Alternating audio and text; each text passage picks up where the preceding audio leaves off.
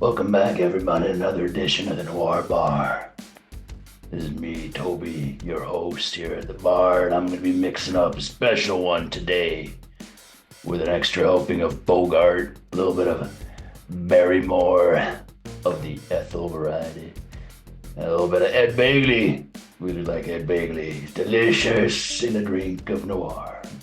And then we're going to put in a little Paul Stewart, even a little Thurston Howell the Third, lovey, and a little James Dean, apparently. And that's all going to be mixed up. It's going to be mixed up good by Richard Brooks, who's mixed up some delicious drinks such as Key Largo and Cat on a Hot Tin Roof. Not very noiry Cat on a Hot Tin Roof. Anyway, I'm getting back into character here. Come on back on the other side. Catch us at the Noir Bar. Me, gravity voiced. Occasionally gravity voiced. All right, let's just get over the other side of this.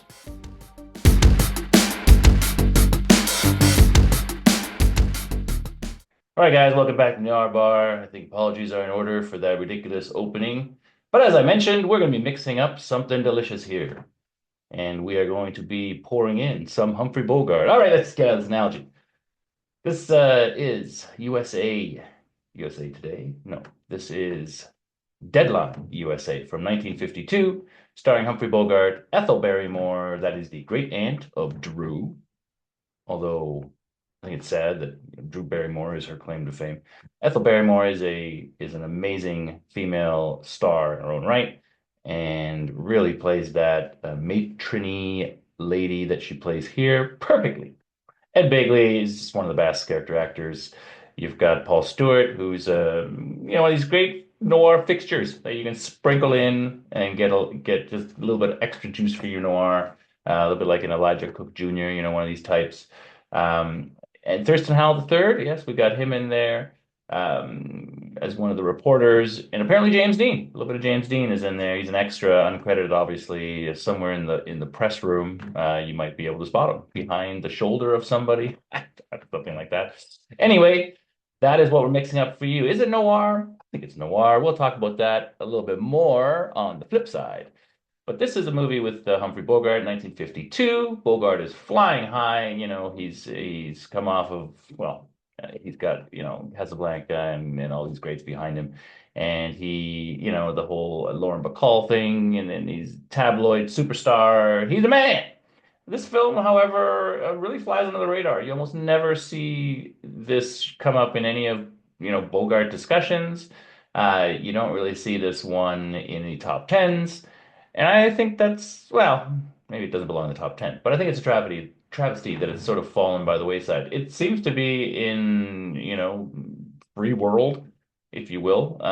You can get it on YouTube. You can get lots of great copies, I guess, or versions on YouTube. Really worth a watch, right? This one stars Bogart, as I said. He plays a hard-nosed, does he ever play a soft nose anything? Anyway, he plays a hard-nosed editor of a newspaper, The Day, and The Day is in trouble. The Day's owner has passed on, and he built the newspaper up and was good friends with Bogart, who's sort of who runs the newspaper. He's good friends with the family of this deceased man, but the deceased man's family is a problem. They want to sell the newspaper. And so obviously the father left the newspaper to his family. There's two daughters who would make, King Lear's daughters, Gonorrhea, and I forgot the other one's name. I know it's not Gonorrhea, but Goneril, and I don't know. Anyway, then I'm half literary, I'm half intelligent. Anyway, these two daughters they're bad. They're not good. They're jerks. They want to sell the newspaper. And Ethel Barrymore plays the mother of the two daughters, the wife of the deceased man, who is reluctantly also selling the newspaper. And so this serves as the backdrop to this film that is basically a megaphone of why newspapers are so important. Very poignant. I mean, it's 52, but it's super important today. It's interesting to see that this was a topic even back then. I mean, you've got TV making its appearance, and so the newspaper itself is under threat. So this whole concept, I guess, of media under threat from from business forces and the like is an ongoing theme. And maybe it's an ongoing battle that each generation has to fight. I get, I realize I'm on my soapbox here, but it's totally fitting because that's the one thing about this movie. It's very much on that soapbox constantly. You're going to get lots of not lectures, but monologues and thematic elements, half intelligent, remember, that give you the idea, the very obvious idea that the newspaper is very, very important. So as I said, he plays a editor of the newspaper.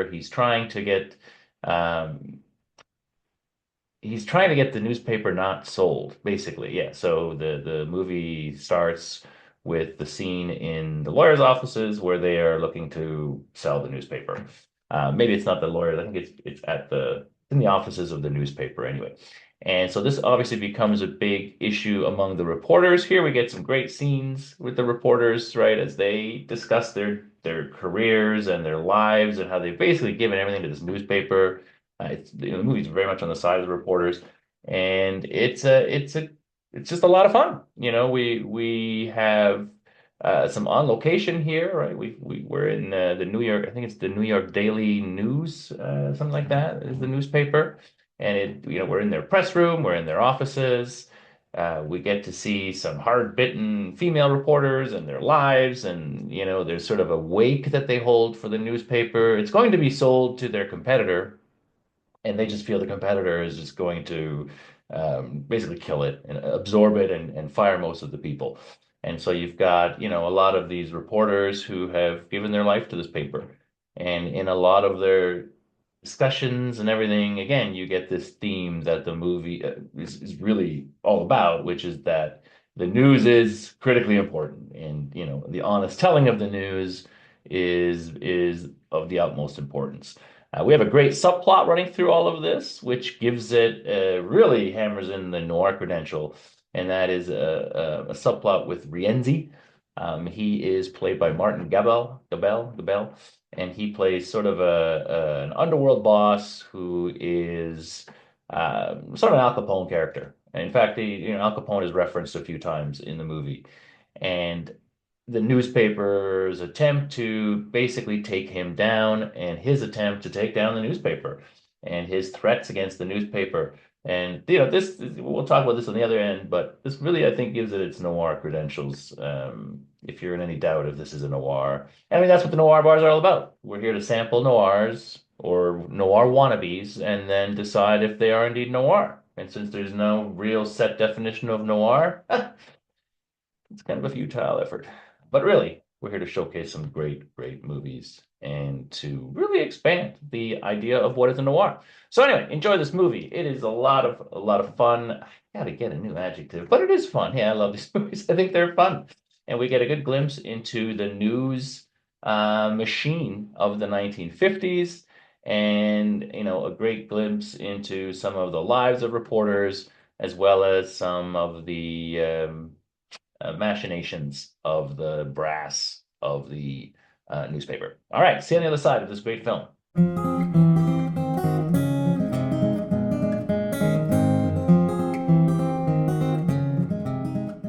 Hey guys, welcome back. I hope you enjoyed that um, message film, I guess, if you will, a little advertisement from the newspaper industry from 1952. Deadline USA. So was this a noir? I think it was noir. I mean, come on, what about that death scene? The guy hanging over the press, getting shot into the press. Oh my God, can you just imagine the streaks of blood we'd be seeing today just oozing out? Wow. Yeah, okay, what else? Noir. Let's look at its noir credentials. Was there a femme fatale? His wife. She's the femme fatale. No, there isn't really a femme fatale. I don't think you need a femme fatale, right, to have a film noir. We've got a gangster, right? We've got Rienzi, we've got murder, we've got reporters being beat up. Yeah, we've got right at the beginning the death of the woman in the fur coat, right? Yeah, it's I'd be hard pressed to not call this a noir. We've got Paul Stewart's, he's got all his cracks that he's peppers throughout the thing. Um, yeah, we've got yeah why we have beyond just a noir here, we have a melodrama, which you can be the judge if we needed the melodrama with the wife. Um, I don't know. I think we could do without it. I'm hard pressed to criticize a film and say that I think that a part should be taken out, but it it serves the purpose, I think, of showing how Humphrey Bogart's character has Hutchison has sold his life to the newspaper, right? We get a sense throughout him trying to rekindle this relationship with his ex-wife, that he has given all his time to the newspaper. They didn't have a honeymoon. Even here, as he's trying to get things going again, and he like shows up at her house and he crashes there, and he's like, "It's all over. The newspaper's done. We're gonna travel." It's like 6 a.m. He gets a phone call from the newspaper, and he's off again. So I think it serves that purpose, which we get that sense at the wake where they're all talking about the death of the newspaper, and we've got some great witty deliveries, especially from Thurston Howell III. He does a great one, and that's sort of a little peppering of how these people have given their lives over the newspaper. But maybe in Bogart's case, we get an in-depth look, and that's what, the purpose that the wife's character serves. Um, but yeah, we've got, like I said, the crime boss, which I think I definitely want to call it a subplot. It's definitely a big part of the movie. I think the more of that I saw, the better. I'd say my only issue with this is kind of the heavy, I don't know if it's moralizing, the heavy messaging. It's a bit much. I mean, it comes out in almost every scene. It's like the producers were like, I think people aren't going to get it. I think we got to hammer it home one more time how important the newspaper is. And every time it sort of veers into that, it can damage a scene, right? I'm thinking of the scene with the old lady at the end where she's, I want to talk to the boss, and she ends up, telling him where I think one of the where something is hidden, where some evidence is hidden. Yeah, it's her daughter, I guess, that was murdered at the beginning. And then she goes into this big spiel about how the newspapers helped her out when she was, when they were younger and all this stuff. In all of Bogart's, interactions, or not all of them, but many of them, he'll then break into some little monologue on the utter importance of the newspaper and journalism and all that. So I mean, it's an important message. It's obviously the message of the movie. I think it's just a little bit overdone. It's almost as if there's a bit of a lack of respect for the audience in that they just don't seem to think that we're going to get it. Also, I think Ed Begley's is criminally underused. I think he could definitely have had, you should have made Ed Begley his wife. That would have been it. Then you would have had the same scenes there with the wife. You would have, given Ed Begley a bit bigger role. Maybe that would have been the way to handle it. The film would be remembered differently today if that was the case. But yeah, I think that all that being said, the fact that this film is so criminally I don't know, underrated, underknown, under the radar, nobody really ever talks about this. If you do a search on YouTube for reviews, well, you're going to find this and a couple others, but very few sort of larger outlets to talk about this, or it doesn't come up in Bogart's top tens, or it really is one that is, and it's so easy to access, it's right on YouTube. So yeah, I'm glad you watched it. If you didn't, go out there and watch this. I don't think I spoiled much on the outro here. The question is, does the newspaper get saved? Oh, in addition to the melodrama, we get a courtroom drama in there as well, right? A pretty long-ish courtroom drama. Now, obviously, there's a lot of messaging in the courtroom. And again, yeah, here's another area I think where the messaging kind of hurts it a little bit. Bogart goes on a big sort of rant in there, and you wonder why the judge would allow it. And so, yeah, the attempt to get the messaging in kind of diminishes from the scene a little bit. But having said that, we got a melodrama. with Ed Begley as Bogart's wife. We have courtroom drama, right? We have a newspaper back office and behind the scenes newspaper story. We've got a gangland story. We've got Bogart at his best. We've got Ethel Barrymore. We do have Ed Begley. Fortunately, not as his wife. I think this is a great one. I think it needs to be shaken up, dusted off, whatever you want to call it, and enjoyed. So I hope you enjoyed it. I hope you enjoyed this edition of Noir Bar. I hope you're able to choke down that drink I made for you. And you're gonna take it and you're gonna like it. I hope you took it and you liked it. There you go. You took it and you liked it. Well, hope you liked that drink. I hope you took it and liked it. We'll get it right. We'll get it right eventually, guys. See you next time on the Noir Bar.